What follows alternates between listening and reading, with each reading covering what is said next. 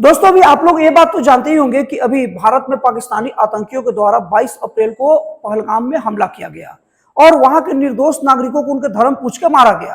अब इसके उत्तर के फलस्वरूप मोदी सरकार के द्वारा ऑपरेशन सिंदूर चलाया गया, जिसमें पाकिस्तान के 9 आतंकी ठिकानों पर हमला किया गया और ये आतंकी ठिकाने मुख्य रूप से लश्कर ए तैयबा, जैसे मोहम्मद और हिजबुल मुजाहिदीन के आतंकी ठिकाने थे। और ये 9 ठिकाने ऐसे थे कि जिनके बारे में जो आप जानेंगे तो आपको पता चलेगा कि ये केवल 9 ठिकाने नहीं थे, ये आतंकवाद के 9 हाथ थे और 9 के 9 हाथ को काट दिया गया है।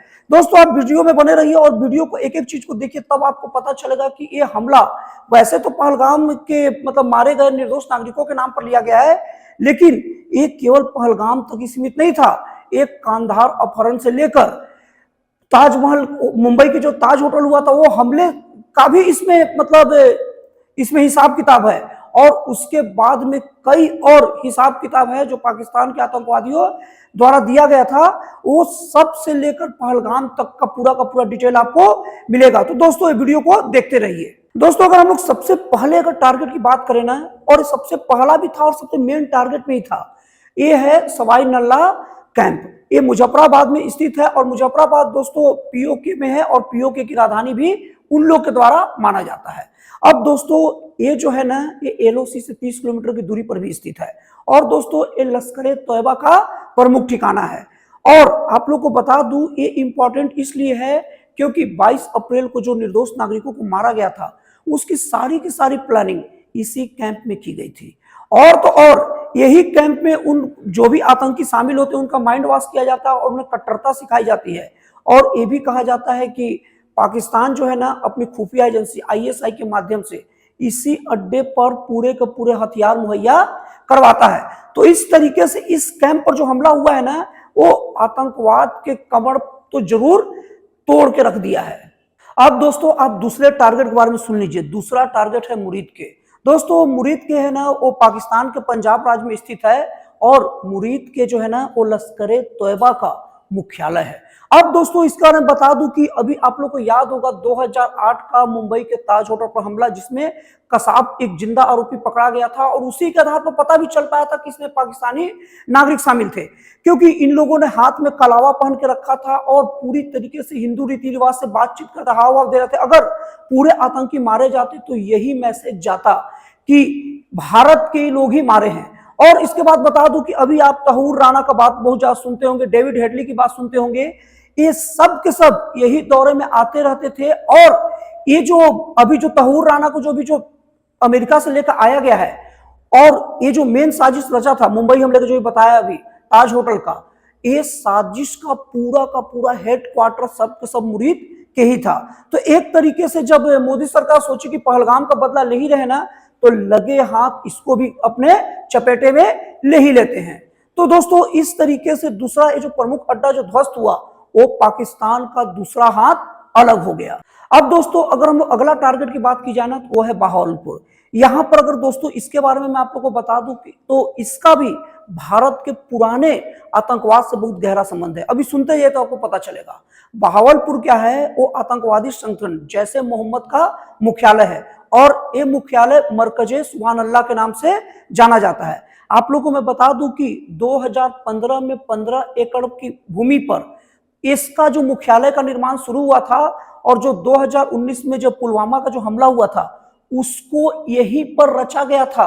और आप लोगों को बता दूं कि आतंकवादियों का भर्ती का प्रमुख केंद्र भी यही है, लेकिन अभी बात इसका यही तक नहीं है। दोस्तों बात आगे ये है कि जिनको याद होगा वो ठीक हो, जिनको नहीं याद होगा वो जान लीजिए, 1999 में कंधार में आतंकवादियों द्वारा पूरे के पूरे हवाई जहाज को हाईजैक कर लिया गया था और उसके बाद यात्रियों के बदले 3 आतंकवादियों की मांग की गई थी और इन 3 आतंकवादियों में मसूद अजहर शामिल था, जो यहीं पर मौजूद था। और कहा जाता है कि उसके घर के 14 लोगों की मौत हो गई और उस मौत के बाद मसूद अजहर बोला कि मैं जिंदा क्यों हूं, काश कि मैं भी मर जाता।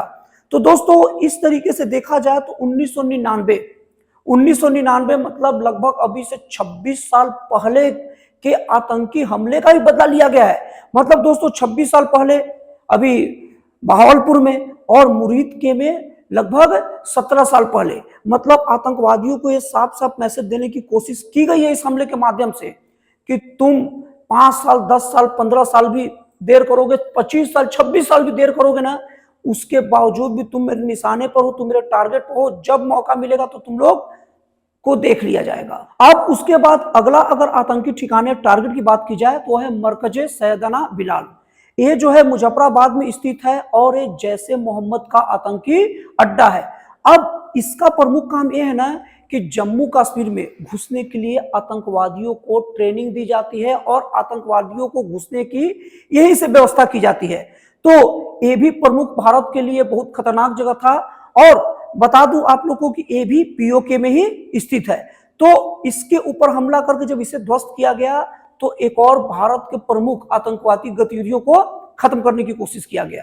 दोस्तों अगर हम अगला टारगेट की बात की जाए तो अगला टारगेट है मरकज अब्बास, जो पीओके के कोटली शहर में स्थित है और इसका संचालन हाफिज अब्दुल किया करता था और जैसे मोहम्मद का ठिकाना था। और ये अड्डा इसलिए भी महत्वपूर्ण है क्योंकि यहाँ 100 से 125 आतंकवादियों को रुकने की व्यवस्था थी और ये आतंकवादियों को रुकने का उद्देश्य या तो जम्मू कश्मीर में मतलब आतंकवादी गतिविधियों करना था या उनके लिए कोई प्लानिंग करना था। वो सब के लिए ये जगह यहाँ पर रिजर्व रहता था और ये सब जगह उसके लिए पूरा मतलब बंदोबस्त यही सब के रुकने ठहरने के लिए इसमें किया जाता था। और दोस्तों 26/11 का जो हमला हुआ था उसका मुख्य मास्टरमाइंड जकी उर रहमान वो यहीं पर रेगुलर आया करता था। और उरी के जो हमले हुए थे जिसमें 19 भारत के जवान शहीद हो गए थे वो भी जैसे मोहम्मद के द्वारा किया गया था और उसकी भी पूरी प्लानिंग यही की गई थी। और दोस्तों ये रियासी जिले में जो तीर्थ यात्रियों के बसों पर जो हमला का जो हुआ था अभी वो भी यहीं पर पूरा किया गया था और इन्हीं लोग के द्वारा सब रचित था। और दोस्तों अगला टारगेट था मस्कर रहील साइद। दोस्तों ये पीओके के कोटली शहर में स्थित है और एक हिजबुल मुजाहिदीन का प्रमुख अड्डा था। और इसका सबसे प्रमुख काम था ना कि ये जो भी आतंकवादियों जो कमांडो है ना उन लोग को, और यहाँ का सबसे बड़ा खासियत ये था ना कि यहाँ आतंकवादियों को कमांडो ट्रेनिंग दी जाती थी और उन्हें दुर्गम इलाके में कैसे जाना है, कैसे रहना है और कैसे निशानेबाजी लगाना है, सब चीज की ट्रेनिंग यहाँ दिया जाता था। ये मान के चलिए कि हिजबुल मुजाहिदीन का जो अड्डा था ना वो पूरे आतंकवादियों का ट्रेनिंग सेंटर के रूप में से आप देख सकते हैं। अब इसको ध्वस्त करके आतंकवादियों को अगला कमर को तोड़ा गया है और इसमें कहा जाता है कि एक समय में एक साथ 100 से 150 आतंकवादियों को ट्रेनिंग दिया जा सकता था। अब अगर वो अगले टारगेट की बात किया जाए तो वो अगला टारगेट है मरकज अहले हदीस जो कि पीओके के बरनाला कस्बे में स्थित है और ये लश्कर तैयबा का प्रमुख आतंकी अड्डा है।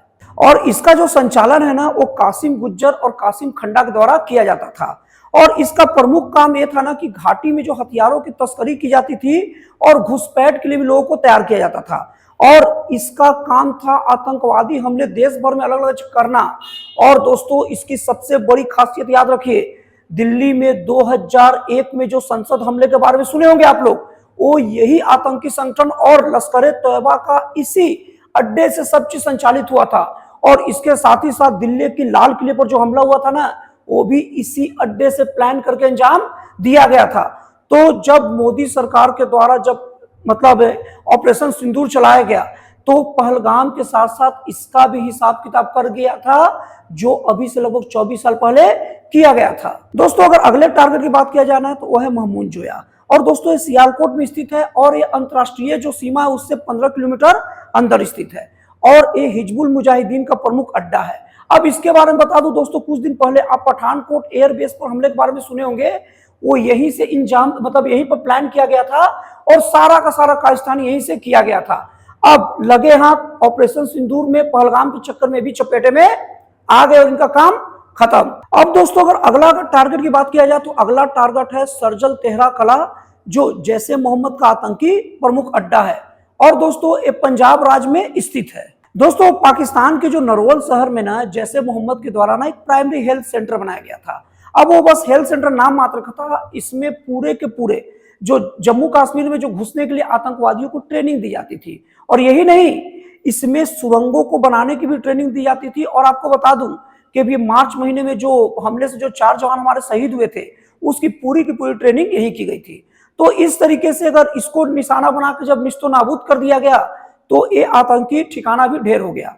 तो दोस्तों इस तरीके से 9 आतंकी ठिकाने थे जिस पर भारत सरकार ने एयर स्ट्राइक किया है और इन्हें पूरी तरीके से मिट्टी में मिलाकर ये सबूत दिया है और ये बात पाकिस्तान को बताया है कि तुम हमला करके 1 साल 2 साल 5 साल 10 साल 15 साल 20 साल 25 साल 24 साल 26 साल तक भी नहीं बच सकते हैं। तो दोस्तों आपको वीडियो कैसा लगा, आपको जानकारी कैसा लगा, कमेंट करके जरूर बताइएगा। तो फिर मिलते हैं अगले वीडियो में एक जन कल्याणकारी और एक राष्ट्रवाद से प्रेरित नए विचारों के साथ।